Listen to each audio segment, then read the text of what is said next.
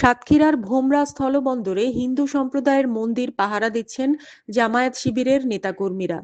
গত মঙ্গলবার সন্ধ্যা থেকে পালা করে দিনরাত পাহারা দিচ্ছেন তারা। পাশাপাশি ভোমরা স্থলবন্দরে ব্যবসায়ীরা যাতে নিরাপদে এবং সুষ্ঠু ও সুন্দরভাবে ব্যবসা পরিচালনা করতে পারেন, সেজন্য সীমান্তের অতন্ত্র প্রহরী হিসেবেও কাজ করে যাচ্ছেন জামায়াত শিবিরের নেতাকর্মীরা। জামায়াতের কর্মীরা বলেন, হিন্দু সম্প্রদায়ের লোকজনের পাশে জামায়াত রয়েছে। জামায়াত মনে করে সংখ্যালঘু বলে দেশে কিছু নেই, সবাই দেশের নাগরিক।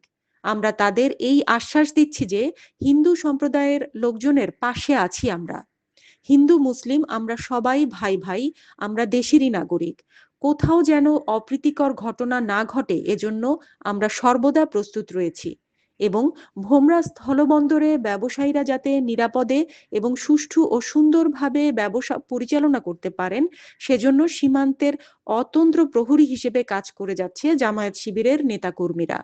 এ সময় উপস্থিত ছিলেন ভোমরা স্থলবন্দর শ্রমিক কল্যাণ ফেডারেশনের আহ্বায়ক ও জামায়াতের কর্মী লুৎফার রহমান, শ্রমিক কল্যাণ ফেডারেশনের বন্দর শাখার সাধারণ সম্পাদক আইয়ুব হোসেন, জামায়াতের কর্মী আব্দুল শেখ, বাবুল হোসেন সহ আরো অনেকে। হানিন ইসলাম, সিএন বাংলা নিউজ ডেস্ক।